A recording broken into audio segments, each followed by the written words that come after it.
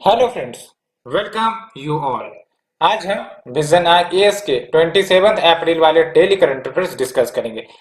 आज हमें 6 आर्टिकल्स नहीं 5 आर्टिकल्स डिस्कस करने हैं and without delay let's start our discussion. The first article deals with United Nations draft resolution on veto power use and what is the India's concern over this draft. इसके बारे में हम discuss करेंगे। तो basic context को समझते हैं। Basically Europe में एक देश है लिechtenstein, आपने नाम सुना भी होगा। तो इन्होंने एक रेजोल्यूशन इनिशिएट की थी यूनाइटेड नेशन में ऑन बिहाफ ऑफ 83 को स्पॉन्सर्स। इंडिया ने इस रेजोल्यूशन पर कोई कॉल स्पॉन्सरिंग नहीं की, ठीक है। तो ये आपका जो रेजोल्यूशन है ये क्या कहता है, तो इस रेजोल्यूशन के अनुसार लेट्स से कि जो आपके यूनाइटेड नेशन के परमानेंट मेंबर है, यूनाइटेड नेशन सिक्योरिटी काउंसिल के जो 5 परमानेंट मेंबर है, ठीक है, कोई रेजोल्यूशन उनके पास आता है, कोई इश्यू आता है और उनको उस पर वोटिंग करनी है एंड वो 5 के 5 मेंबर्स में से कोई भी लेट्स से वीटो कर देता है, ठीक है, उस इश्यू को या फिर उस रेजोल्यूशन के ऊपर। तो according to this resolution within 10 days automatically United Nation की जनरल असेंबली मीटिंग ट्रिगर हो जाएगी, जहां पर जो भी यूनाइटेड नेशन के मेंबर्स हैं वो स्क्रूटनाइज करेंगे, कमेंट करेंगे ऑन द वीटो जो यूनाइटेड नेशन सिक्योरिटी काउंसिल के परमानेंट मेंबर के द्वारा की गई है ना। तो एक प्रकार से डिस्कशन डिबेट किया जाएगा वीटो पावर जो इस्तेमाल की गई होंगी लेट से किसी भी परमानेंट मेंबर के द्वारा। तो ये बेसिक आपका कंटेक्स्ट है। अब यहां पर हम बात करेंगे कि इंडिया का क्या स्टैंड रहा है इस रेजोल्यूशन के ऊपर, बट बिफोर दैट हम सिलेबस की बात करते हैं। तो देख सकते हो when we talk about the syllabus it deals with important international institutions, agencies, forums, mandate, ठीक है। तो इंडिया ने कहा है कि ये जो आपका veto as a matter of principle है, veto as a matter of principle यानी कि ये जो आपका एक्सक्लूसिव पावर है कि भाई साहब वीटो सिर्फ 5 ही मेंबर के पास अभी फिलहाल मौजूद है, तो ये कंसेप्ट कोई हटा देनी चाहिए एंड ये जो वीटो पावर का कंसेप्ट है उसको कहीं ना कहीं एक्सटेंड करने की जरूरत है न्यू परमानेंट मेंबर्स के पास भी, so as long as it continues to exist. And दूसरी इंपॉर्टेंट बात ये भी कि इस ड्राफ्ट रेजोल्यूशन पर भारत ने एफिकेसी पर भी सवाल उठाए। कैसे? तो कहा जाता है कि इस प्रकार के जो मैकेनिज्म है कि इमरजेंसी मीटिंग बुला दी जाएंगी, ये ऑलरेडी एग्जिस्ट करती है। फॉर एग्जांपल आप देख सकते हो कि जो मेंबर्स हैं यूनाइटेड नेशन जनरल असेंबली के, वो चाहे तो इमरजेंसी बेसिस पर मीटिंग कन्वीन कर सकते हैं टू डिस्कस और even take actions on the issues जो कहीं ना कहीं स्टेलमेंट या फिर अटक गई हैं या फिर रुक गई हैं in the United nation security council. And थोड़ा सा आपको वीटो पावर के बारे में जानना चाहिए, आपको पता भी होगा वैसे वीटो पावर, ये जो वीटो पावर का इस्तेमाल है यूनाइटेड नेशन में सिर्फ और सिर्फ 5 देश ही कर सकते हैं, उन्हीं को हम कहते हैं P5 मेंबर, ठीक है, परमानेंट 5। कौन कौन से हैं? एक है आपका चाइना, एक है आपका फ्रांस, एक है आपका रशिया और एक आपका यूएस एंड देन यूके, ठीक है। तो ये 5 मेंबर है और इसके तहत कोई भी रेजोल्यूशन आता है, कोई भी इशू आता है जो वोटिंग के लिए एलिजिबल है, अगर पांचों मेंबर्स में से किसी ने भी वीटो कर दिया तो वो रेजोल्यूशन, वो इशू, वो मैटर वहीं की वहीं खत्म हो जाएगी, पास नहीं हो पाएगी, ठीक है। ये होता है पावर ऑफ वीटो। एंड वैसे कहा जाता है कि जो पावर ऑफ वीटो है it is not specifically mentioned in the United nation charter. तो फिर ये पावर ऑफ वीटो आ कैसे गई? तो ये बेसिकली आती है article 27 of the United nation charter that requires कि भाई साहब अगर कोई भी मैटर को यूनाइटेड नेशन में एक्चुअली में इंप्लीमेंट करवाना है, ठीक है, तो कंकरेंस चाहिए, कंकरेंस वोट चाहिए परमानेंट मेंबर से। दैट्स व्हाई इनडायरेक्टली ये आपका जो वीटो पावर का कंसेप्ट निकल कर आता है, ठीक है। And for this reason power of veto is also referred to as principle of great unanimity. तो ये हमने डिस्कस किया फ्रेंड्स वीटो पावर के कंसेप्ट को। अब बात करते हैं यूनाइटेड नेशन सिक्योरिटी काउंसिल में भारत बार बार रिफॉर्म की बात करता है। इवन पूरी जो यूनाइटेड नेशन की संस्था है उसमें रिफॉर्म करने की बात करता है, बिकॉज ये जो यूनाइटेड नेशन क्रिएट हुई थी आपको भी पता है 1940s के दौरान, एंड उस समय का जो चार्टर है, मैंडेट है, उस समय के अकॉर्डिंग था। लेकिन आज अगर देखा जाए तो we have the new countries, we have the powerful countries, ठीक है, एंड जो मेंबर्स हैं वो भी एक्सपेंड हुए हैं। तो यूनाइटेड नेशन में कहीं ना कहीं रिफॉर्म चाहिए, चाहे वो आपका सिक्योरिटी काउंसिल क्यों ना हो या फिर आपका पावर्स की ही बात क्यों ना हो। तो देख सकते हो reform in veto power at the United nation security council is one of the 5 of India concerns in reforms. तो क्या है, एक तो आपका कैटेगरीज ऑफ मेंबरशिप, साथ ही साथ वीटो पर सवाल किए जाते हैं which is held by the 5 permanent members, कि भाई साहब सिर्फ आप ही के पास क्यों वीटो के पावर, और किसी देश के पास क्यों नहीं।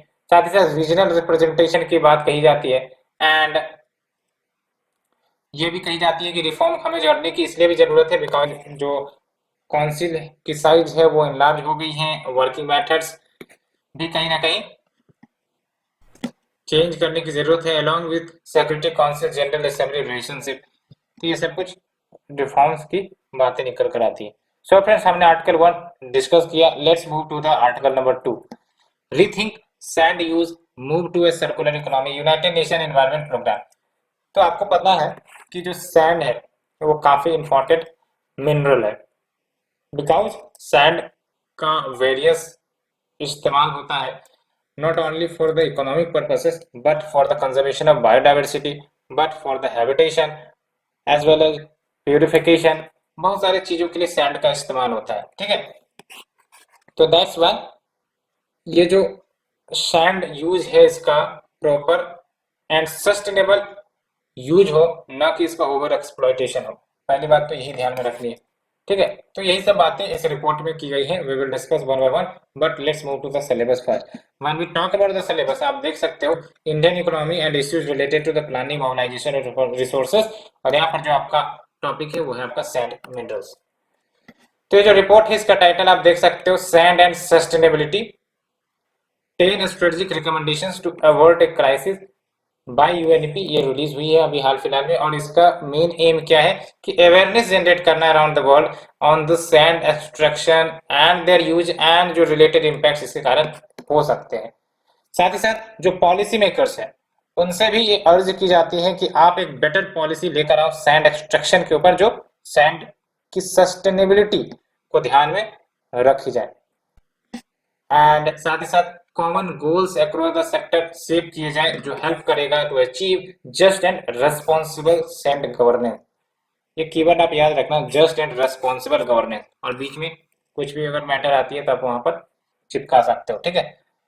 जैसे जस्ट एंड इक्विटेबल सोसाइटी इस प्रकार से बोली जाती है ना, तो ऐसे आप यूज कर सकते हो।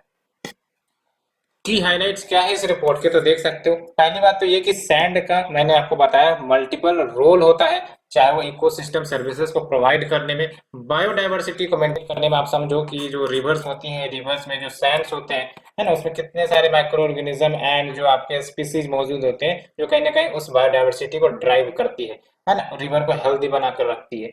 That's why there is various roles of the sand, है ना, in providing ecosystem services, maintaining the biodiversity, supporting economic development। economic development कैसे support करता है, तो we have the houses and buildings, वो सब के लिए जो input चाहिए sand is one of them, ठीक है। and providing livelihoods within the community। जब ये livelihood कैसे provide करती है, तो basically आपको पता है जब sand का इस्तेमाल वेरियस सेक्टर में होता है तो उसके लिए एक्सट्रैक्शन करनी पड़ती है, तो एक्सट्रैक्शन के लिए लेबर की जरूरत पड़ती है, ठीक है। एंड फिर आपका ट्रांसपोर्टेशन करना पड़ता है, तो उन सब के लिए आपके पर्सन्स की जरूरत पड़ती है। तो एसोसिएटेड विद दैट कहीं ना कहीं बहुत सारे लाइवलीहुड भी इन पर डिपेंडेंट है, तो ये बात भी है। लेकिन अभी कंसर्न क्या है, कंसर्न यही है कि अभी जो सैंड एक्सट्रैक्ट किए जाते हैं they exceeds the replacement rate of naturally occurring sand. इतना ज्यादा एक्सट्रैक्शन या ओवर एक्सट्रैक्शन हो रहा है सैंड का कि रिप्लेसमेंट रेट को भी पीछे छोड़ दे रहा है। दैट्स व्हाई रिकवरी कहीं ना कहीं कम होती जा रही है, बिकॉज आपको पता है ना सैंड बनने में काफी समय लगता है। एक्सट्रैक्ट करने में क्या है, तुरंत एक्सट्रैक्ट कर दिया जाता है, लेकिन जब बनने की बात करते हैं, फॉर्मेशन की बात करते हैं, तो काफी ज्यादा टाइम लगता है। जैसे फॉर एग्जांपल 1 सेंटीमीटर सॉइल बनने में कितना समय लगता है, आप हमें बताओ, आपने एनसीईआरटी में पढ़ा होगा। तो देख सकते हो एक्सट्रैक्टिंग सैंड जहां पर ये एक्टिव रोल प्ले करता है, like the reverse, coastal areas, marine ecosystem, तो इसके कारण क्या हो सकता है, डैमेजेस टू द एनवायरमेंट। तो ये तो बात है ही। अब बात करते हैं सैंड माइनिंग का क्या इम्पैक्ट होगा। तो पहली बात तो जब भी हम सैंड माइनिंग करेंगे तो इरोजन तो होगी होगी। It will also threaten the communities and the livelihood, along with the ground water will get polluted. And जो रिवर बेड है, रिवर चैनल है, रिवर बेड या रिवर चैनल, अब ज्यादा सैंड एक्सट्रैक्ट करने लगे तो हो सकता है रिवर बेड के या रिवर चैनल जो डाइवर्ट हो जाए, ठीक है, अपना डायरेक्शन चेंज कर ले, कोर्स चेंज कर ले। It can erode the bank also. तो ये सब कुछ इम्पैक्ट है that will lead to ultimately flooding. And जो एक्वेटिक एनिमल्स जो रिवर पर आश्रित है, कहीं ना कहीं वो भी डिस्ट्रॉय हो जाएंगे, माइक्रो ऑर्गेनिज्म वो सब भी कहीं ना कहीं प्रभावित होंगे, beside affecting the ground water recharge. And फिर क्या होगा आपका, देख सकते हो, lead to loss of fertile land and property, तो फर्टाइल लैंड प्रॉपर्टी इन सब का भी नुकसान हो जाएगा।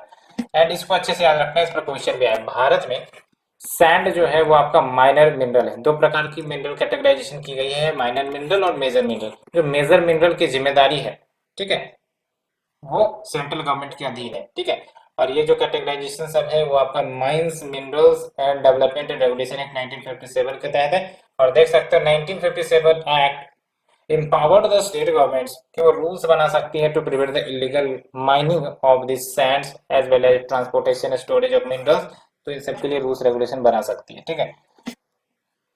तो क्या रिकमेंडेशन दी गई है इस पर द रिपोर्ट। तो पहली बात तो ये जो सैंड है इसको आपने स्ट्रेटेजिक रिसोर्स के रूप में रिकॉग्नाइज करना पड़ेगा, because it has multiple roles in the environment. और क्या रोल्स हैं हमने देखे भी। साथ ही साथ ऑनरशिप एंड एसेस जो सैंड रिसोर्सेज की होंगी वो मिनरल राइट्स एंड कंसेंट के माध्यम से हो, तो इस प्रकार का कंसेप्ट लेकर आया जाए। एंड नेक्स्ट इज योर कि जो भी सैंड रिसोर्सेस हैं जहां पर भी ये उपलब्ध है उनकी प्रॉपर मैपिंग हो, मॉनिटरिंग हो, so that more transparent decision making की जा सके by analysing the data. And next is your जो इकोसिस्टम है उनको रिस्टोर किया जाए, जहां पर भी डैमेज हुए हैं उनको कंपनसेट किया जाए by promoting nature based solution. And next your resource efficiency and circularity पर ज्यादा ध्यान हो, सो दैट जो सैंड का एक्स्ट्रा यूज हो उस यूज को कम किया जा सके। सर्कुलरिटी का मतलब क्या हुआ, उसी चीज को हम बार बार यूज कर रहे हैं, समझ में आया। तो इससे क्या होगा कि हमें नए सैंड एक्सट्रैक्ट नहीं करने पड़ेंगे, है ना। ऑलरेडी अवेलेबल सैंड उसका इस्तेमाल किया जा सकेगा बार एंड बार, ठीक है। तो ये बातें हो गई। सो फ्रेंड्स, ये हमने डिस्कस किया article number 2। Let's move to the article number 3, government to set up renewable energy coal bed methane extraction projects on mined out coal land. जो माइंड आउट कोल लैंड है इसका simple सा मतलब ये हुआ कि वो एरियाज, वो लैंड जहां पर से कोल एक्सट्रैक्ट कर ली गई है, अब वो जो बचा है उसी को हमने कहा है माइंड आउट कोल लैंड। तो यहाँ पर इन सब जमीनों पर गवर्नमेंट प्लान कर रही है कि coal bed methane project setup किए जाए। क्या है ये कोल बेड मीथेन, नाम से पता चल रहा है। कोल बेड मीथेन बेसिकली ये आपका unconventional form of natural gas होता है, ये ध्यान रखनी है। It is unconventional form of natural gas, और ये कोल डिपॉजिट या फिर कोल सीम्स में मौजूद होते हैं। कोल डिपॉजिट यानी कि जहां पर आपको कोल मिलते हैं, ठीक है। तो ये बात हो गई। तो गाइडलाइन क्या है, क्या कंटेक्स्ट है, तो बेसिकली मिनिस्ट्री ऑफ कोल ने पॉलिसी गाइडलाइंस रिलीज किया है कि कैसे हम डी कोल्ड लैंड या फिर यूं कह सकते हो माइंड आउट कोल लैंड का यूटिलाइजेशन कर सकते हैं for setting up thermal power as well as renewable energy power plants या फिर coal bed methane extraction units and coal to chemical plants. तो इसी के संदर्भ में आपका सीबीएम का न्यूज निकल कर आया है। देख सकते हो जब हम बात करते हैं कोल बेड मीथेन की तो कैसे बनता है, तो बेसिकली जो भी प्लांट्स मटेरियल होते हैं जो लंबे समय के अंतराल में जमीन के नीचे दब जाते हैं and because of the pressure temperature ये फिर कन्वर्ट हो जाते हैं कोल में, जिसको हम कहते हैं कोलिफिकेशन, ठीक है। तो ये तो होता ही होता है। साथ ही साथ जब कोल एंड मीथेन कन्वर्जन प्रोसेस शुरू होती है, लाइक कि जो कोल है वो आपका सेचुरेट हो जाता है वाटर के साथ एंड जो मीथेन है वो कोल के अंदर जाकर ट्रैप हो जाती है, तो आउटकम होता है आपका कोल बेड मीथेन। नाम से पता चल रहा है कोल के अंदर ही मीथेन ट्रैप्ड है और मीथेन को हम एक्सट्रैक्ट करेंगे इस प्रक्रिया को हम कहेंगे कोल बेड मीथेन एक्सट्रैक्शन। इसके लिए प्रॉपर मशीनरी होती है, प्रॉपर सेटअप होता है। जैसे आप देख रहे हैं यहाँ पर ये प्रॉपर सेटअप है जिसके माध्यम से हम मीथेन एक्सट्रैक्ट करने का प्रयास करते हैं। क्या ये सेटअप है हम उसे भी डिस्कस करेंगे। देख सकते हो पहली एग्जांपल, ये जो आप लैंडमार्क देख रहे हो ना, तो लेट्स से कि ये जो आपका नीचे कोल सीम से या कोल ब्लैक है, तो ड्रिल किया जाता है। हाँ, और सबसे पहली बात तो ये कि वाटर जो मौजूद होते हैं इधर कोल बेड में, उसको बाहर निकाला जाता है। और जैसे वाटर बाहर निकलेगा, जो प्रेशर है वो लो हो जाती है, and because there is a low pressure, gas अपने आप ऊपर आने लगते हैं। तो इस प्रकार से आपका जो मीथेन है, कोल बेड मीथेन है, वो निकाला जाता है। ठीक है, ये बातें हो गई। एंड अगर हम बात करें कोल बेड मीथेन के इस्तेमाल की, तो वेरियस यूजेज है इनके। पावर जनरेशन के लिए तो यूज कर ही सकते हैं, एंड सीएनजी फ्यूल के रूप में, फीड स्टॉक फर्टिलाइजर्स बनाने में, इंडस्ट्रियल यूजेज भी हैं like cement production, rolling mills, steel plants बनाने में, as well as methanol production में। एंड जो ministry of petroleum and natural gas है, उन्होंने सीबीएम पॉलिसी भी लेकर आई थी under one field regulation and development act 1948 and petroleum and natural gas rules 1959, so that जो कोल बेड मीथेन के पोटेंशियल है उसे हार्नेस कर सके। और अभी आपको समझ में ये भी आना चाहिए कि कहीं ना कहीं आप देख रहे हो कुछ कुछ समय के बाद ही कोल की क्राइसिस हमारे देश में देखने को मिल जाती है। न्यूज में भी आप देख रहे होंगे कि कोल की अवेलेबिलिटी बहुत कम है, कोल का स्टॉक जो है काफी कम बचा हुआ है, तो बिजली कट या पावर आउटरेज के चांसेस ज्यादा हो सकते हैं। तो ये सब इनसिक्योरिटी बनी है, और ऐसे में कहीं ना कहीं ये जो कोल बेड मीथेन है वो कहीं ना कहीं एक प्रकार से पोटेंशियल सॉल्यूशन प्रदान कर सकता है। ठीक है, तो ये बात हो गई। और देखो, India fifth largest coal reserve है, तो पूरे विश्व भर में इंडिया के पास पांचवा सबसे बड़ा कोल रिजर्व मौजूद है अगर हम 2020 के डाटा की बात करें। That's why coal bed methane के एक्सप्लोरेशन को लेकर एक महत्वपूर्ण प्रोस्पेक्ट भारत रखता है, बिकॉज काफी ज्यादा कोल रिजर्व है इंडिया के पास। एंड देख सकते हैं India coal and CBM reserves are found in 12 state, 12 state में मिलते हैं, जिसमें गोंडवाना सेडिमेंट्स ईस्टर्न इंडिया के majority of the CBM occupy करते हैं। एंड जो आपका दामोदर कोयल वैली है as well as Son valley है, ये भी कहीं ना कहीं प्रोस्पेक्टिव एरिया जहाँ पर कोल बेड मीथेन मिल सकते हैं। ठीक है, तो फिर जी हमने डिस्कस किया। Let's move to the next article. Violence death by Naxals reduced significantly, annual report of ministry of home affair. तो देख सकते हो जो नक्सल्स के द्वारा वायलेंस या फिर डेथ किए जाते थे, अल्टीमेटली काफी कम हुई है। ये रिपोर्ट आपका गवर्नमेंट का रिपोर्ट है, that why it becomes also important. तो बिफोर दैट सिलेबस को हम डिस्कस कर लेते हैं। When we talk about the syllabus, तो ये डायरेक्ट टॉपिक में आपका आ जाएगा। देख सकते हो आप, linkages between development and social spirit of extremism and role of external state and non-state actors in creating challenges to internal security। तो ये आपका डायरेक्ट टॉपिक में आ जाएगा। तो डाटा की बात कर लेते हैं। सबसे पहले देख सकते हो according to the data release by the ministry, violence जो नक्सल्स के द्वारा किए जाते थे वो कहीं ना कहीं 41% से कम हुआ है, और जो डेथ देखने को मिलता था वो 54% से कम हुआ है इन 2020 एज कंपेयर टू 2013। तो काफी बड़ा अचीवमेंट है।